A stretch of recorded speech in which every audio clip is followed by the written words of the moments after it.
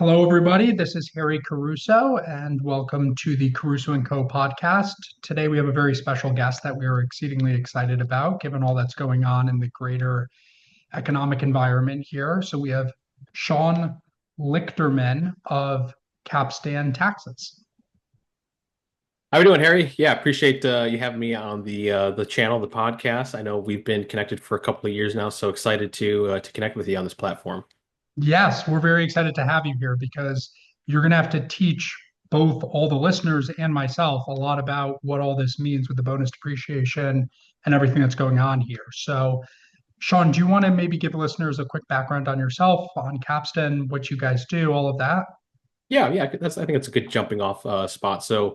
Um, I'm a director at Capstan. We're a, specialized tax incentives firm. So, what does that mean? Well, I didn't grow up dreaming of depreciation schedules. I think anyone who's in tax strategy or even in accounting, maybe for the select few, we typically don't grow up that way. So I really found myself into the mix coming through real estate. Kind of following the family trajectory. My grandfather was a city developer in Chicago, and my dad, would fix and flip houses on the side as well. So early on, I've always been in and around real estate. And for any of those who do have like a real estate background, you tend to come across a few things. One, appreciation is great. Two, cash flow is even better. But there are a ton of tax incentives out there for business owners and real estate investors. So that's what really caught my eye, in the world of specialty tax incentives. I really tiptoed into it through cost segregation, which maybe more of like a household term at this point, especially with bonus depreciation being the headlines recently in the big beautiful bill. But it really is kind of the gateway strategy for higher level tax planning. So whether you're an institution, an investment firm, gobbling up properties, or you're a run-of-the-mill real estate investor getting your short-term rentals, or even apartment complexes, a lot of these tax strategies apply similarly to the small guys to even the large institutions. So, where I come in is helping those individuals strategize, essentially look at their projects, look at their properties, break them out to what the potential deduction value can be. And that's really what I'm, at the end of the day, I'm there to help investors or help institutions save money from their bottom line. So increase returns, increase their profit margins to allow them to reinvest that cash flow just to acquire new properties or reinvest back into their portfolios. And boy, I do enjoy doing it. There's a saying in our industry: you never have an unhappy customer, because when I get to say, "Hey, you don't owe Uncle Sam X amount this year," I typically get, that's awesome. I get a thumbs up. Let's do it again. So yeah, I enjoy where I work, and I enjoy partnering with individuals like yourself, especially those who are professionals in the industry. Sean, for the naive, forgive the naivety, but for those listeners out there that maybe have never dived into just how much of a difference what you're able to offer and the services you provide, what are we talking here in terms of magnitude? What can the difference be in terms of tax savings? Yeah, it could be quite substantial. So let's kind of take a bare bones example, right? If you got a commercial property that's, let's say the basis is $1 million. So we all know if you own a property, whether it's residential rental or a commercial, brick and mortar, you got to depreciate it. For residential, it's 27 and a half years. For commercial, it's 39 years. So you're essentially taking 1/39th or 1/27 and a half of that value each year as a deduction. The IRS says, hey, things are going to wear and tear. Here's some value you can take against, your taxable income. Now, cost segregation, what we do is that we're essentially reclassifying. So we're opening up the entire property, and we're reclassifying those assets that have shorter lifespans into their own positions. So think of things like in a commercial office building, right? You got your flooring, you got your parking lot, you got some signage. Roughly about 20 to 25% of those types of properties we can put into those shorter assets.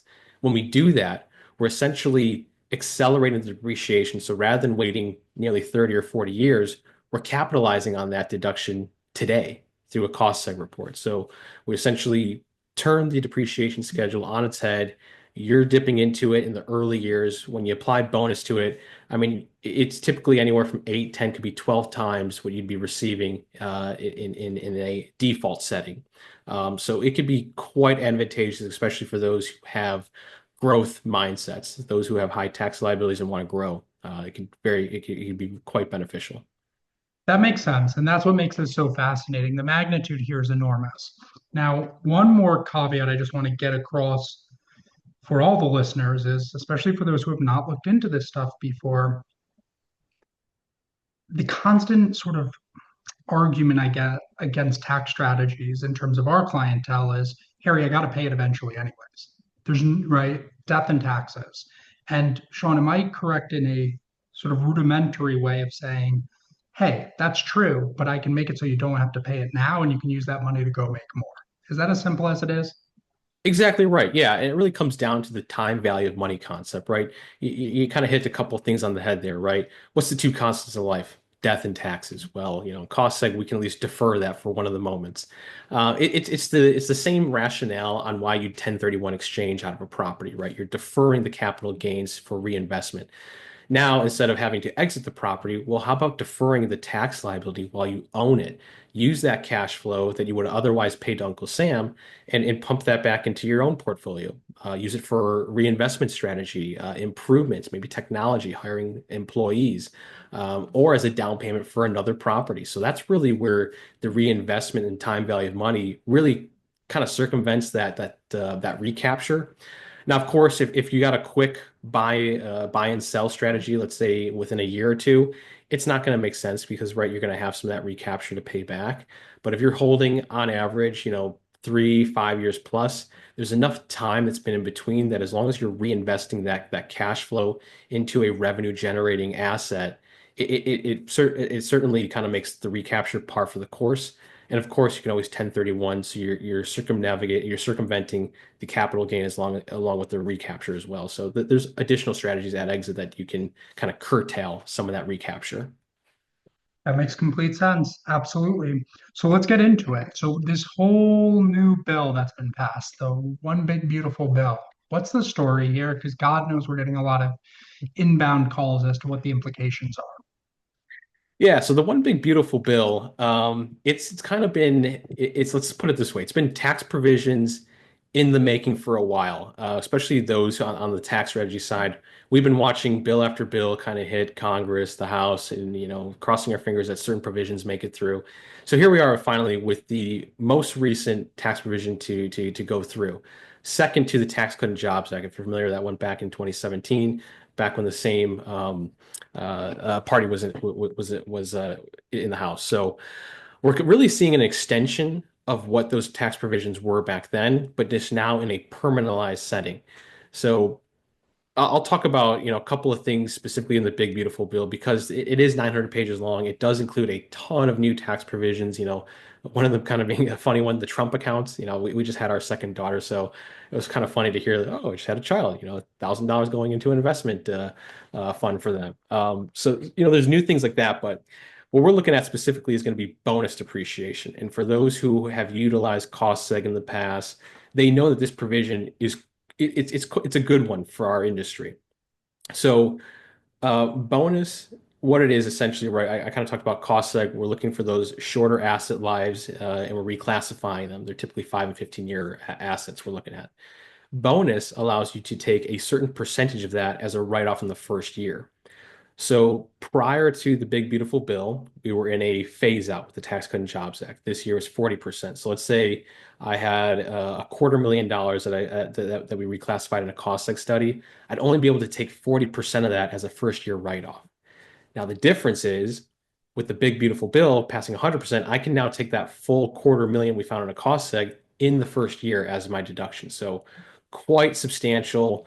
And the great part of that is that there's no phase out, there's no sunset tied to this. It's for the foreseeable future. So essentially, it's been permanentized within the tax code. There will be no repeal, no sort of fight to be grandfathered in. And just to be clear, to even simplify it even further, though, this isn't bonus in terms of incremental allowable depreciation. It's bonus in terms of now you can even do more faster. Correct. Yep. And we actually already saw this for 5 years when the Tax Cut and Jobs Act first started. You really got bonus, 100% bonus from 2018 to the end of 22.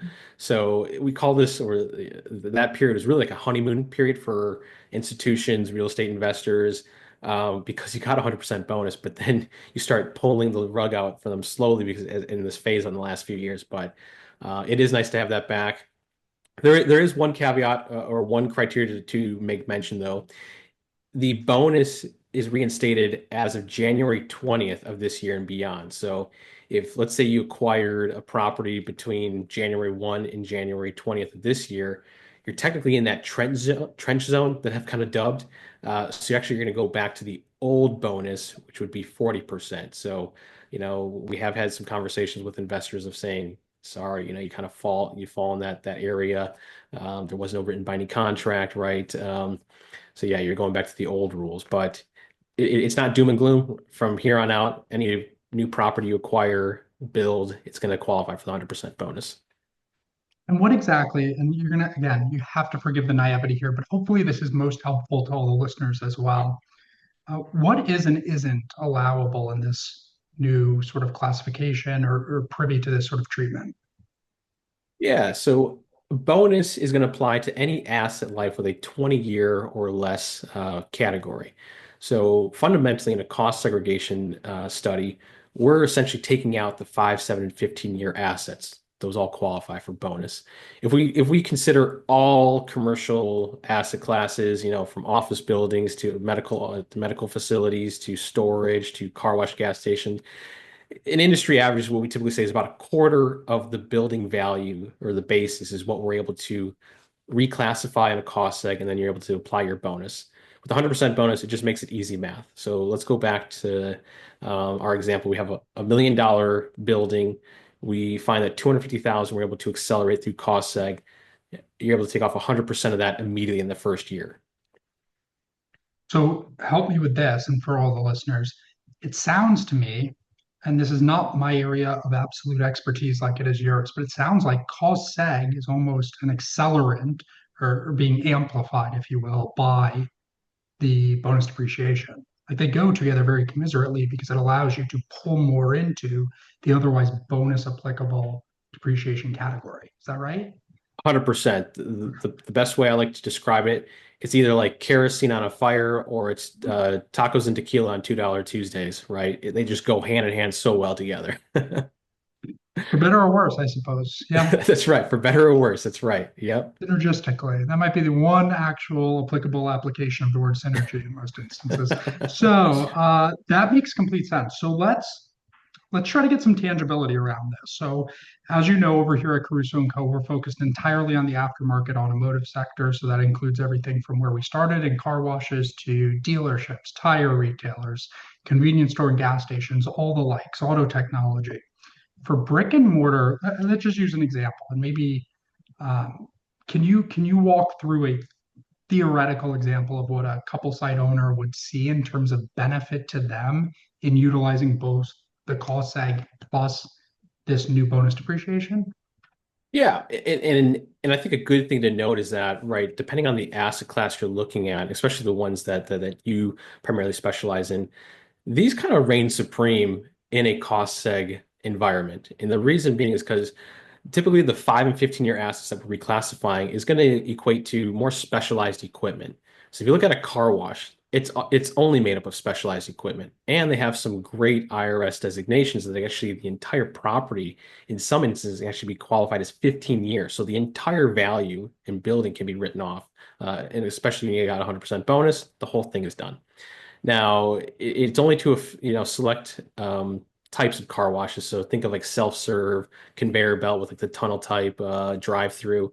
Essentially, if there's no freestanding retail or other designation on there, they typically can reclassify as 15-year property. Same thing with gas stations. If more than 50% of your petroleum sales, or if more than revenues come from 50% or more of your petroleum sales, again, the entire building could be reclassified as 15 years. So that's a lot different than, say, an office building, where we kind of gave your example in the beginning, where maybe only a quarter we're able to write off. So it becomes now kind of a strategy, especially for institutions that are looking to kind of maximize their deduction potential, or even real estate investors who carry a high tax liability. They may look for, say, a car wash, a gas station, a C-store, an auto dealership, because they can typically write off anywhere from 60 plus or more of the building value in the first year. So those deductions can be quite substantial, especially if you're needing that cash flow essentially kind of self-funding your next project, your next acquisition, your next improvement, your next capex. You're essentially, you're kind of being the bank in itself by utilizing those deductions in that study together. Okay, so I think you're hitting on something that is something I've been wondering, having difficulty articulating, and I think you're bringing everything to the surface in relation to it. So, and bear with me. So, if there's an argument to be made, hey, if you're an institutional investment fund, a family office, somebody with external investors and capital to account for, if you are not going to pay dividends prior to your sort of harvest period, so let's say you're that prototypical private equity mid-market shop, 7-year investment, you're in for, you have a 25, dealership portfolio. Like, what does this really matter? Because I'm not paying dividends out. So my IRR, in theory, doesn't change. I guess if you're not paying dividends, because the cash flow stream doesn't change. But where the rubber meets the road is even under the presumption of not paying dividends, it allows you to accelerate your growth through internal capital being freed up. Is that right? Exactly right. Yeah. So it may not have a direct, impact on, say, your IRR, certainly your cap rate or even your EBITDA. It certainly can influence other factors because by reducing your tax liability and essentially creating that cash flow, you're now looking a lot fatter on paper. So when you're looking to institutions, they may come in and gobble up certain properties for 5, 7, 10 years. They can now strategize when to deploy these certain strategies like cost seg and bonus depreciation to now fatten themselves on paper, make the business look highly profitable and sell even a higher value than once before. So it does have a hand in kind of playing that forward as well. Here's the weird thing, though. I'm going to argue against myself here, Sean. I think it's only fair in this vacuum type hypothetical.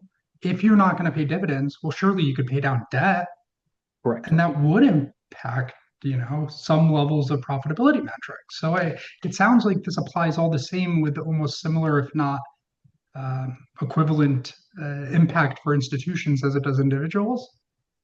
Right, exactly. On an institution level, think of it, much larger scale. They may have limited party investors that are also involved. So the deductions can actually be flowed through to some of those individuals through K1s. Depending on their passive activity rules, they may be able to utilize those deductions as well. But for like a single operator owner, again, it can kind of be seen as that cash flow for reinvestment, redeployment within their own portfolio as well. And I don't think I'm reaching here when I say it's a fair presumption to say if you're a family office or a private equity group and you're going to maybe think about doing this, for goodness sakes, do it upon investment inception. The earlier, the better. Is that right? Correct. Yep. You're right on that. Exactly. Yeah. So, right, we're looking for 5 and 15 year items. So the longer you've held the property, the more that's already been depreciated. Especially if you already know how long you kind of have your hold strategy. Sooner is typically better. Even in the last couple of years where interest rates were high and cap rates might have been unfavorable for some asset classes, we started seeing in the pro forma applying what the potential deduction to a cost seg and bonus can actually yield on this investment. Not to say let the tax tail wag the dog, but it could help in unfavorable cap rate scenario as well. For sure. I mean, absolutely. In fact, again, these are vacuum type Right. theoreticals, but if you were to have a business where, yeah, you're taking advantage of that, but you're only 9 months into owning it and you're going to go ahead and sell it, would it not be fair on an adjusted cash flow basis to account for the incremental that they're going to benefit from? Surely. Exactly. And, the potential now to even increase your value upon exit. For example, I worked with a car wash operator here in Central Florida. We did a cost seg. They got a phenomenal bonus depreciation and they were looking to sell. And, they looked at the market and said, okay, here's what our value is between 5, maybe 6.5. But we actually went for a list price of 7. I'm sorry, they went with a list price of 7 because by showing the potential of first year deduction for the new investor. And I think they settled like below 7. So it did work out to their favor by showing all the entire story, the metrics behind and what the potential tax deduction could be on this investment.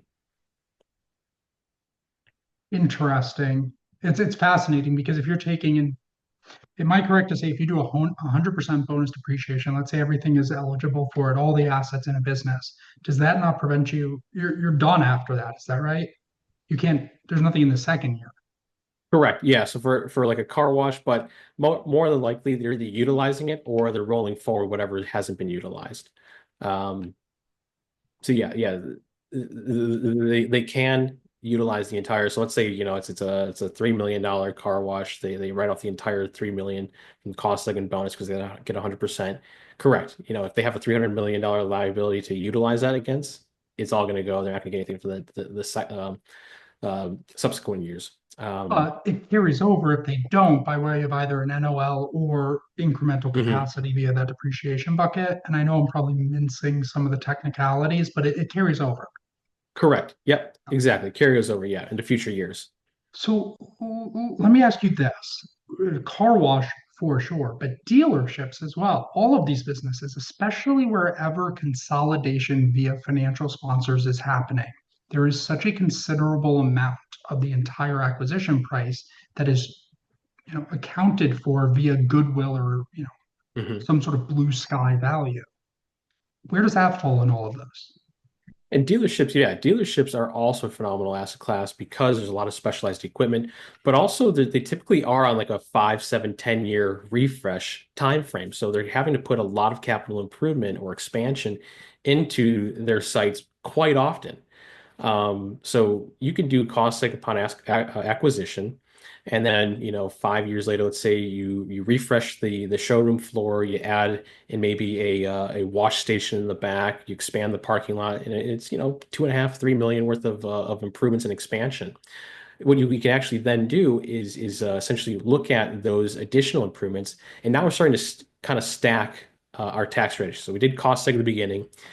These additional may qualify for either tangible property regs, so capitalized versus expense, maybe even some safe harbors, or QIP, qualified improvement property. So yeah, it's kind of the gift that keeps on giving. So proper tax planning and strategizing doesn't really stop at cost seg. That's why when we first started here, it's really the gateway to higher level tax planning. If you haven't heard of cost seg, if your advisors aren't, saying, hey, we should use cost seg, it's always good, just to look into what it is because it's going to start opening that rabbit hole to these additional strategies, which is what all the big institutions are utilizing. Well, you're kind of putting yourself a couple steps behind if you're not. It's going to become, if not soon thereafter, right? Table stakes. Yep, Like, how can you exactly. possibly compare to attempt to compete? But is this bonus depreciation applicable to amortization of intangibles or only physicality? Yeah, so it's only going to be the actual tangible personal property items or land improvements. Now, land improvements can be things of like your parking lots, your signage. Um, oh, sorry, I'm drawing a blank here. I've got my dog, sorry, barking on No, no, no, no. the side. Equipment, the vacuums, But any but yeah, sort of equipment. Yeah, fixtures. exactly. Yeah. Yeah, exactly. So those types of assets that aren't um, in the structure of the facility.